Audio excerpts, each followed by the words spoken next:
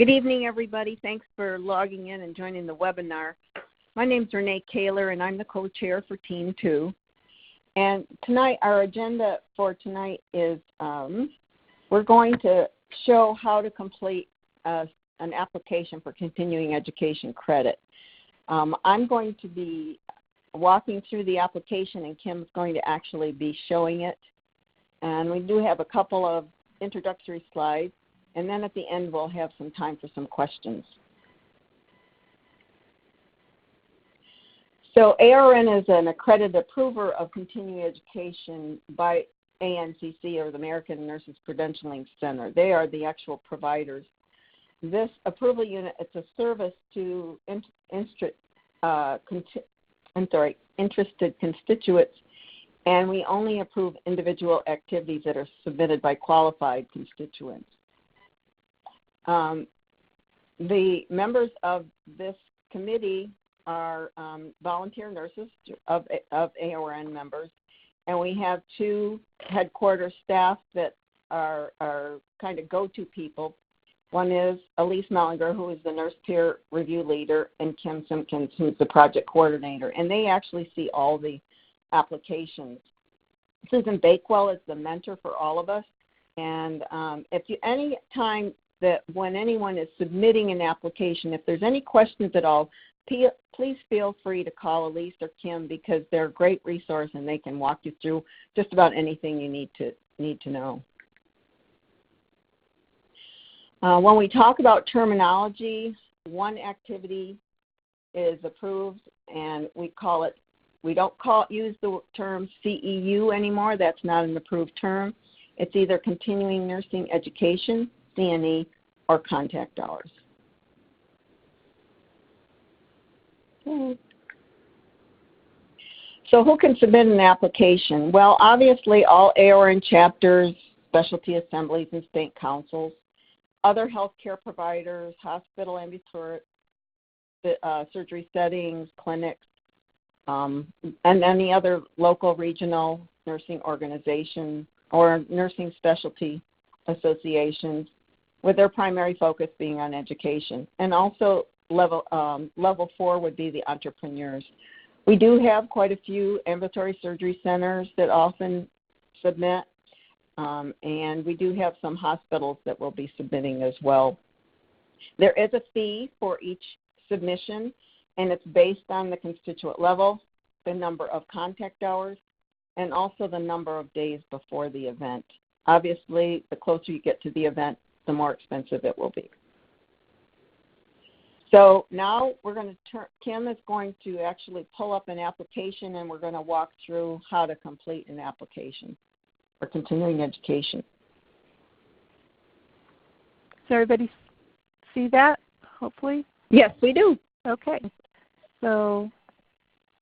Okay, are you ready, Kim? Yes. We're doing a new live application. Correct. So when you go into the continuing education menu or see approval applications, you're going to click on New Live Presentation Applications.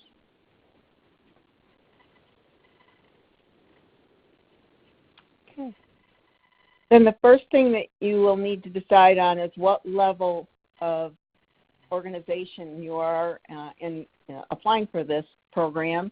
And we're going to be using AORN chapter. And so then you need to go down and select your chapter. And Kim, just select anything that's up at the top of the screen. We don't need to. Okay.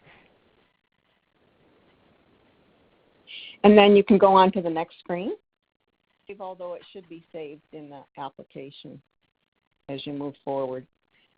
And then also notice that we're going to look at a statement of understanding. We're going to talk about the activity being submitted to AORN as an approval body for contact hours, and also that the activities that are approved by AORN are recognized as continuing education for registered nurses. And we're always going to say, yes, we're going to accept all the declarations. And you're going to see this verbiage later on in the application. The next thing is we want to select a title for our chapter, and we're going to say that it's Elder Care, a Texas Board requirement.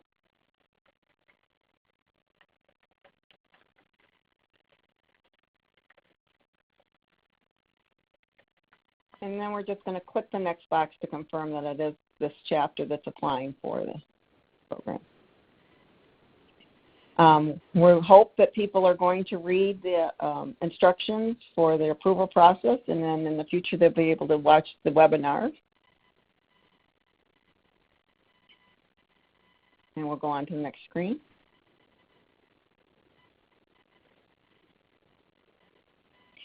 This is a screen where we're going to enter our planning committee members and our speaker.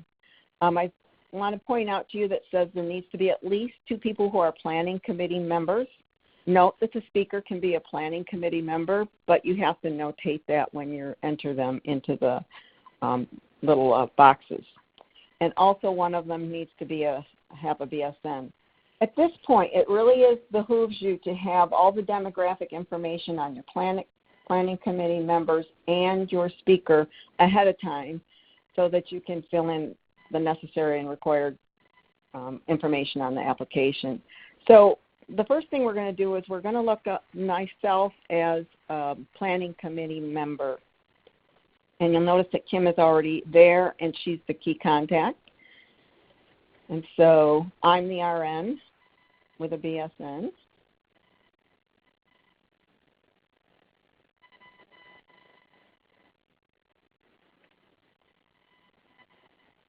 And there I am. And we have to make sure we add. And I'm a planning committee member. Again, if I was a planning committee member and speaker, you check both boxes, but I'm just a planning committee. Okay. And the next thing we're going to do is show you how to create a new person. We're going to say our speaker is not in our lookup. If you've submitted applications before, chances are you're going to be in the lookup. But if you don't find any of your planning committee members or your speaker, then you'll have to create a new person. Go ahead. The first thing they're going to ask you for is an email. And we can just make up any old email address for our speaker. Speaker is going to be Jane Smith.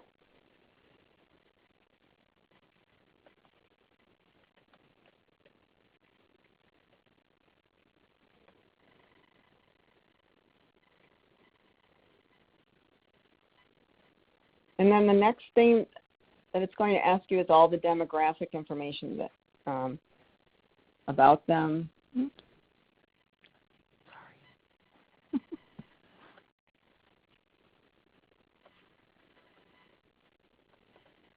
Oh, I guess we're going to be Jay Clark tonight. Sorry.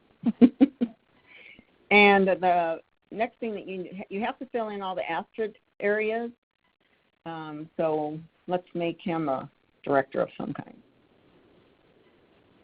And he can have an MSN.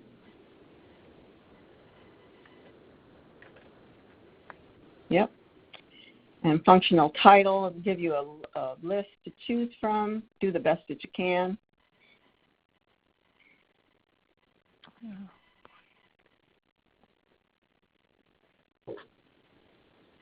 That's fine, Kim. That's fine. You got to scroll down to the rest of the information. It should say Texas State University.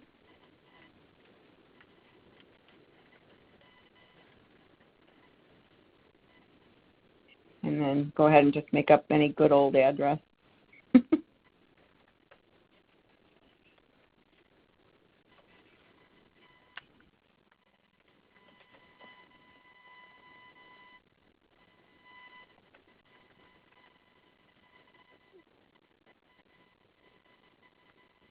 I think the USA is up at the top, very top. Yeah.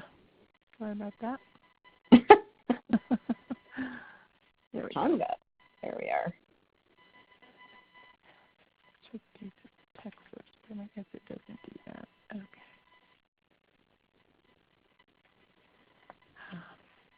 787 something something. Okay. No, don't worry. There we go. Phone number, work phone number, home phone number. So you can see why it would behoove you to have all this information with you ahead of time. before you even enter into this portion of the application. You can always go back, but you'd have to create all over again.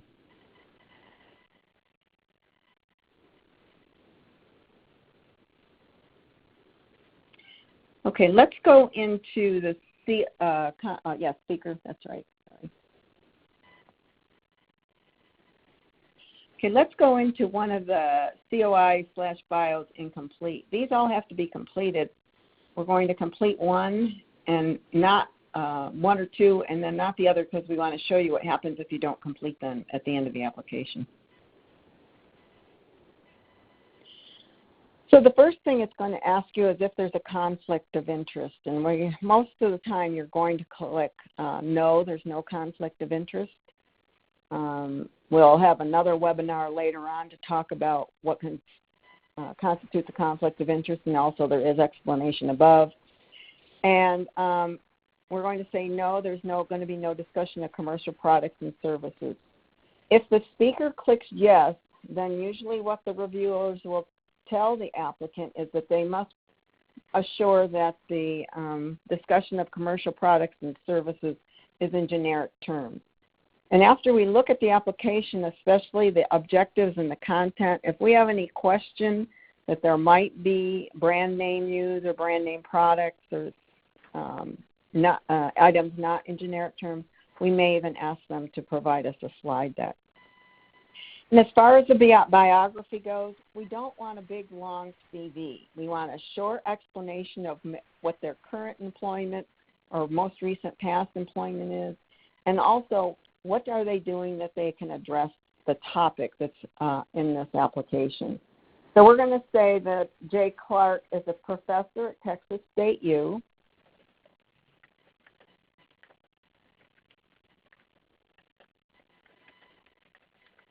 And that they teach generational nursing.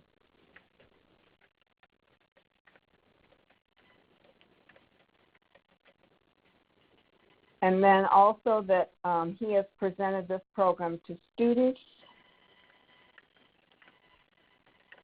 staff, nurses, and other healthcare providers.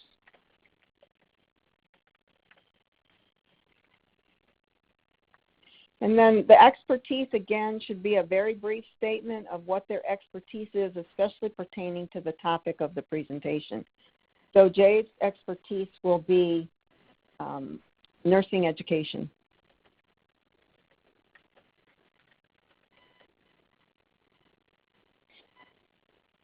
And then we're going to go down and fill in the education. And Jay went to Texas Christian University.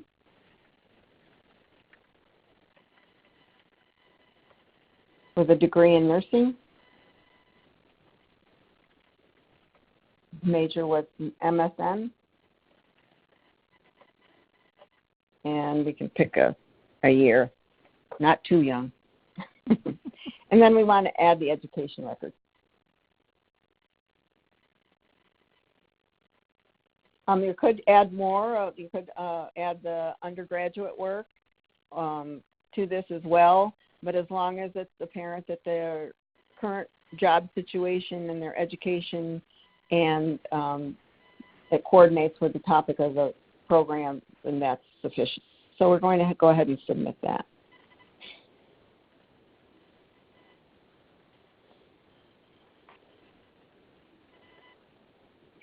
And then, Kim, let's go ahead and pick yourself or myself, and then we'll leave one of them blank.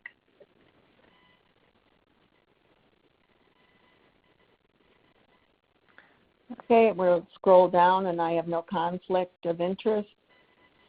The other thing we often see is, that the nurse planners may have clicked yes on the discussion of commercial products and services. That really doesn't make sense unless they're a speaker. So pretty much all the time the nurse planner should click no to any discussion of commercial products and services. You'll notice since I have submitted programs in the past that my bio is already in there, and my expertise is perioperative nursing education.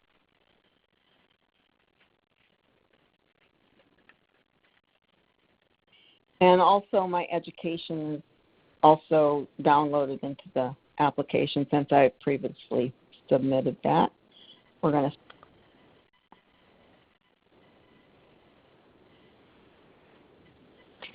and move on to the next screen.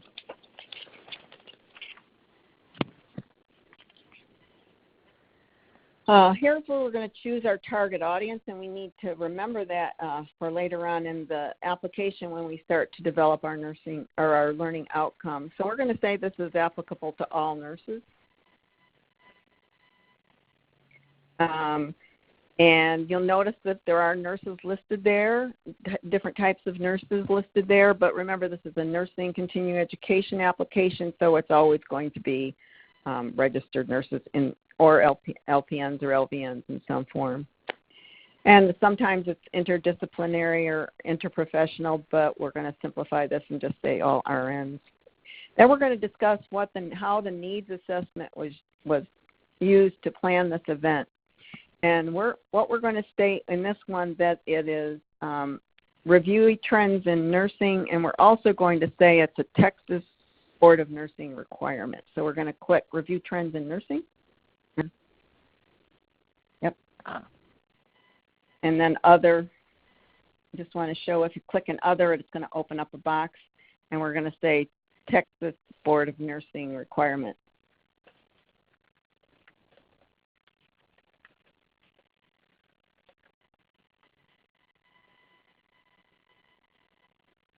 And our source can be review trends in nursing, law and healthcare.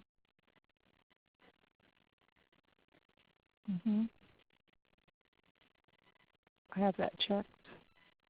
Next box down, Tim. Sorry. There you go. And again, we need to add a file, and what we're going to say in the file, we would either put a file that we have already completed there, or we can put, and I don't have a file that we can use. So let's click Other, and we'll show that. And we're going to say www.txbon.org. And that's the Texas Board of Nursing website that will explain that it's a requirement. Actually, when I submitted this application, I did have a file that I could download, and it was a copy of the page of that requirement. We could also, if we didn't check Other, we could just add a bibliography of elder care, or something that would correspond to the law in Texas that requires us to have this education. So we can go on. Oh, it says we need needs assessment data as required. I will add a file. Okay, to that'll show be you good. how it's done. Just click. Just add. I'll just add there you go. Good job. Okay, so now we need to identify where the gap is, the education gap, and we're going to pick a gap in knowledge. I try to encourage people to keep it simple. You can pick all three, but it's actually easier on you and on the reviewers if we just keep it simple and pick one of those knowledge, skills, or practice. And we need to remember that because we're going to use it later on in the application when we develop our learning outcome. What we plan to change is our nursing outcome.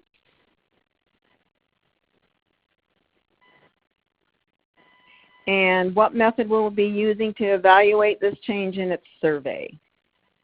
And basically what we're saying is we're going to look at the evaluations afterwards. And we'll go on to the next menu.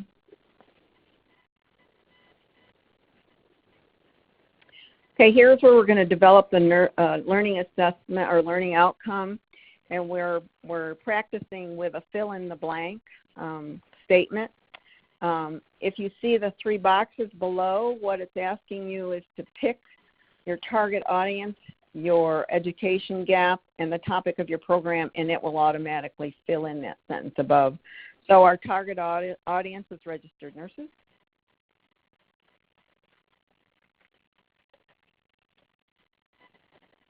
Our gap is knowledge. And the topic of the presentation is elder care. And then it should fill in all those blanks in the app once we complete the application. So we can go to the next screen.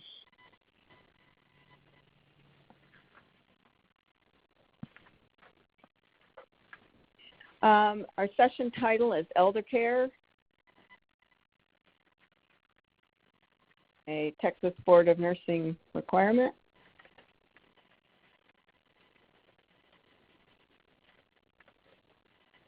Our activity date can be any time in the future you want to pick, Kim.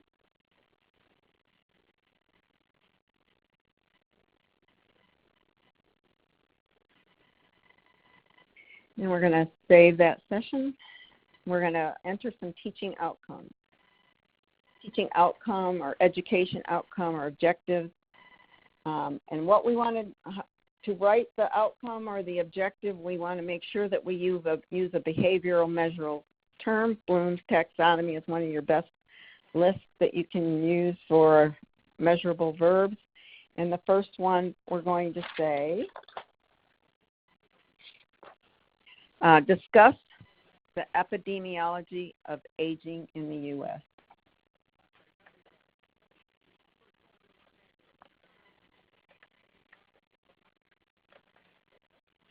We need to identify a time frame, and that's going to be 20 minutes.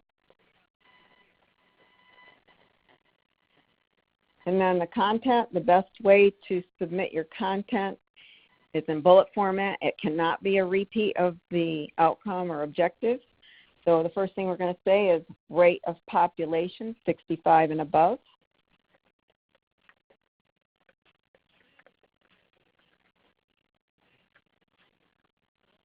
Second one B can be healthcare needs of aging population.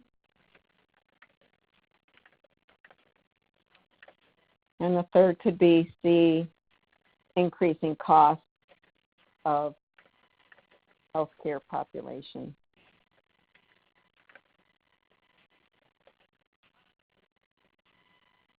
Increasing costs of healthcare in aging population. That's okay. We have to pick our speaker, and this is one spot that I often have a mistake in, is that I don't add them. So when you pick the speaker, which is going to be Jay Clark, you have to hit that little word "and," otherwise you'll have to go back and do it again. And Jay is going to provide us with lecture and slides. And we're going to save that outcome. We're going to add another outcome. And again, it's teaching outcome. And we're going to say, explain the pathophysiology of aging.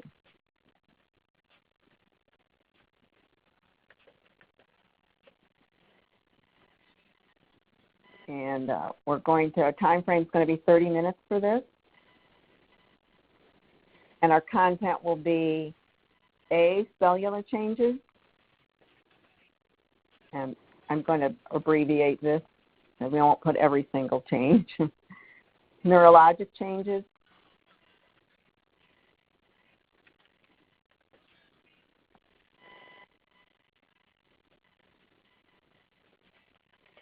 C, we're going to say cardiovascular changes. And D, pulmonary.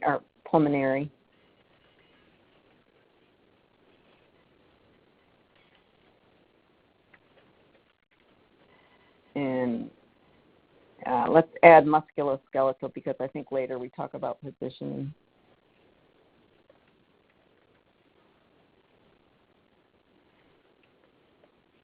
Again, you're going to choose your speaker.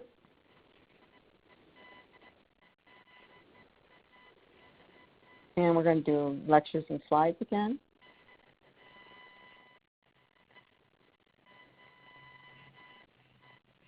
And we'll save that. And we're going to add one more outcome, and that's actually going to be questions and answers. Usually that's chosen later on in the application for how you're going to engage your audience. Let's do 10 minutes because that'll make us a 1 contact hour. And again, choose our speaker. Although if you have discussion or question answers in your teaching methodologies, that would suffice as well. But many times we'll go back and ask the applicant to add question and answers if we don't see them on the education outcome screen if they've chosen question and answers as engagement.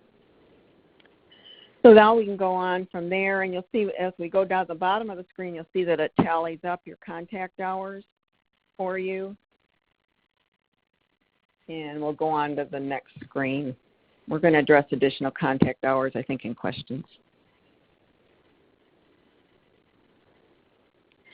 So at this point, what we want to decide is how did we figure out that this presenter could actually talk about this topic? So we're going to say that the content expertise and presentation skills. And for planning committee assures qualifications of the faculty, we're going to say we reviewed their resume or CV, and they've also been observed in previous presentation. And then again, we're going to say that the gap was knowledge. The content for this education activity was chosen for information available from the organization and website, and that would have been the Texas Board of Nursing. Again, www.txbon.org.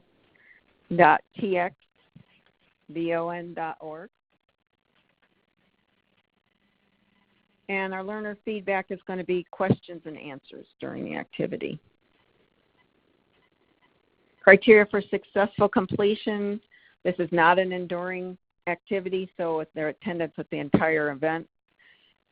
And especially when it's a 1 contact hour program, usually that's what we'd like to see the applicant pick. Rationale for the method selected. Since we selected knowledge gap, let's say it's importance of content knowledge.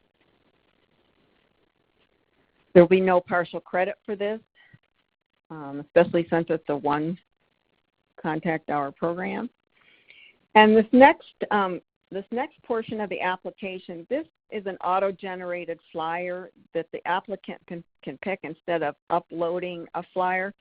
And we actually would like to encourage them at least to go into this and enter the information or look at the information, because this will automatically tell them what they need to have on their flyer. So let's go ahead and enter the information. I think it was November the 29th.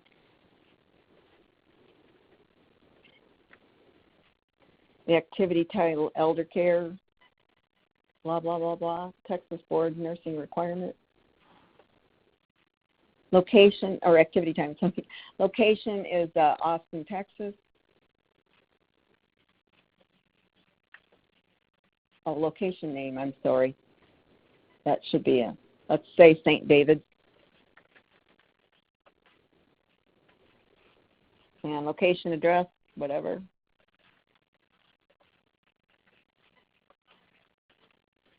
Austin.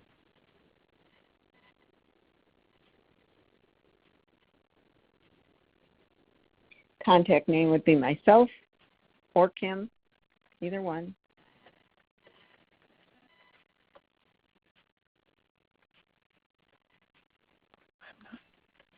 I'm just going to put. Yeah, anything.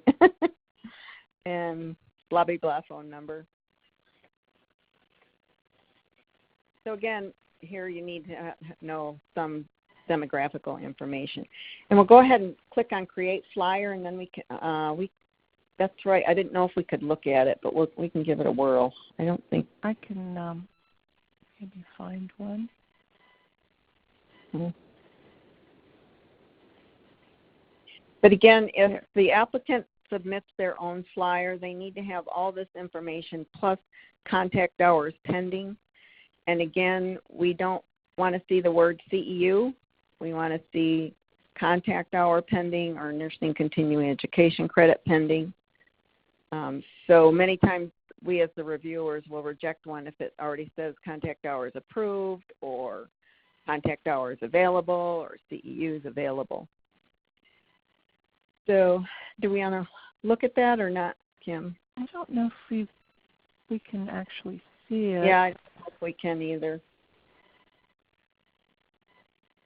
Can you see? I think we had a hard time seeing it last time.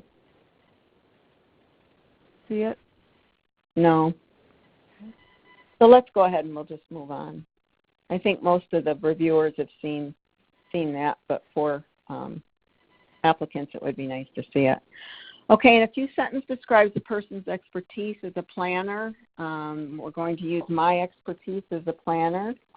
I'm a consultant in nursing education with expertise in using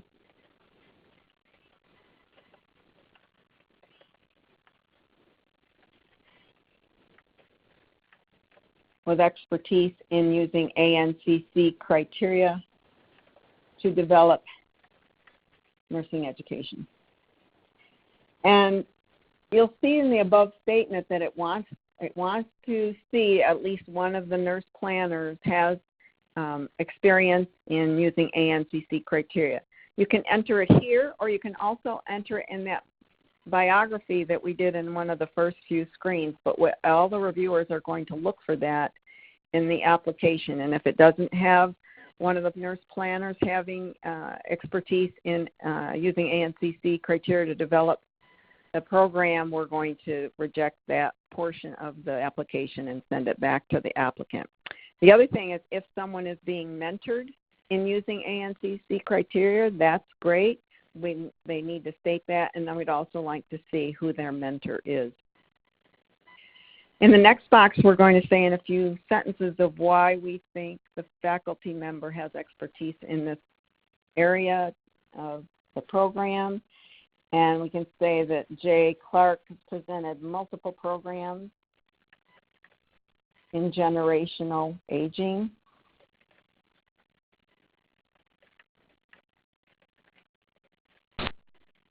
To students, staff nurses, and other healthcare organizations,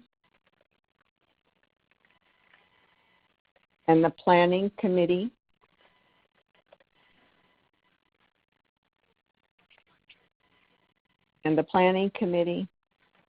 has been in attendance at her presentation and has reviewed her CV.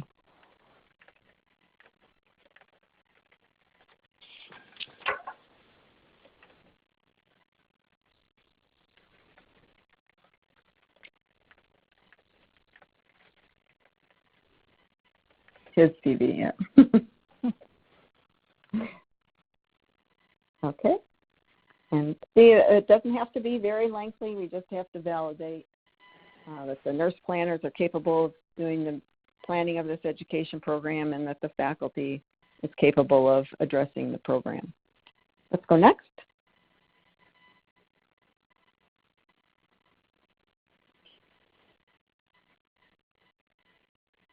There is no commercial support.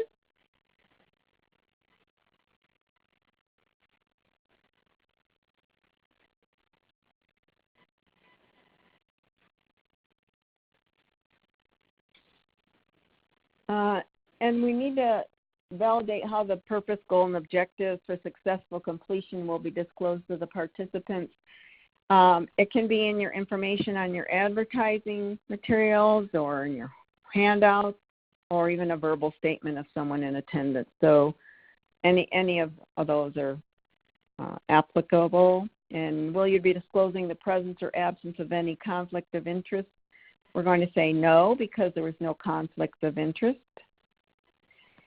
And I have to say that if in this section, if the applicant or the speaker has said yes, they're going to use commercial products or services in this area, but then they put no to the one of these things like disclosing absence of conflicts of interest, or farther down when we talk about products, then the reviewers may question the applicant about that. There's no commercial support, and there's no sponsorship. And here's that area. If they say that no products are being displayed, there's no statement needed, in which we said we aren't going to have any commercial products or services. But if the speaker had said yes, they would have commercial products and services, and the applicant clicks this box, the reviewers may ask for clarification on that. Next.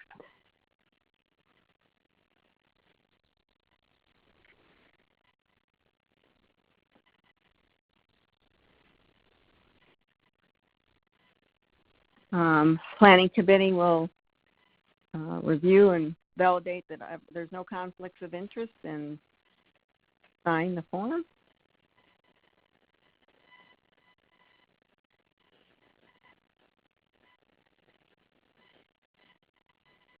And then I'm going to agree to complete the post-activity report.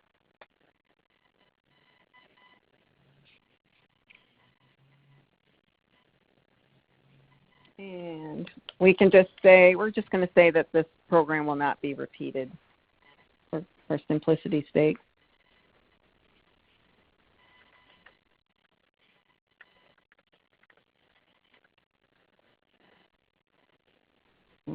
Next. I wonder, okay, it says here that 2 people must be added, at least one must have a BSN or MSN, and all conflict of interest forms must be completed. Contact number for the key contact must be provided. You're going to see this if we haven't completed all those conflict of interest and biography statement. So let's go back to people involved, and it also says we need a needs assessment data. So I think we need to complete Kim's COI, and again, there'll be no conflict of interest, no commercial products or services. Since Kim is in the system, her bio is automatically downloaded, and then she can just enter her expertise.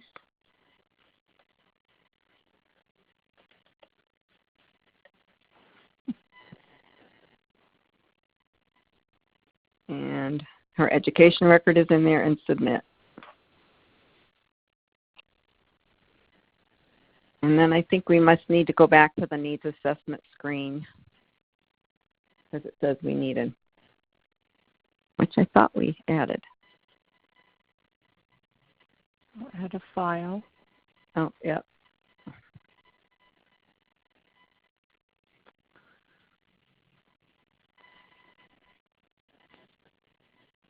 I'll just pick something here. Right. I'll do that.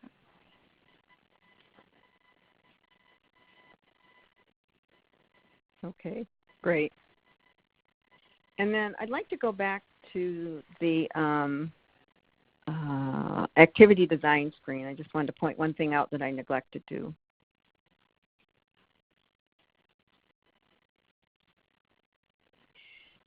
Okay, so in the any flyer or any promotional material will need to have the verbiage of the 2 paragraphs that say, go up one, please. The 2 paragraphs that say this activity has been submitted to the Association of Perioperative Registered Nurses, yada, yada, yada, and the activity is approved by the Continuing Education for Registered Nurses, so on and so forth. All handouts, all flyers has to have these 2 paragraphs. In the auto-generated flyer, it will automatically download, but that's another thing that the reviewers are going to be looking for in any kind of handouts or any kind of promotional material that the applicant has. So I guess we can go back up and see if we can submit, Kim.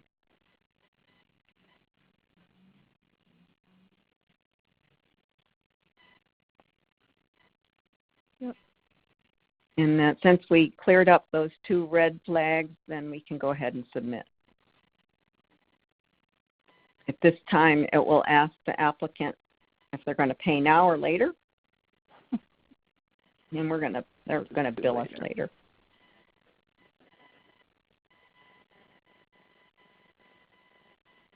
So that's a basic application process for the continuing education. Obviously, it can get a little bit more complex at times.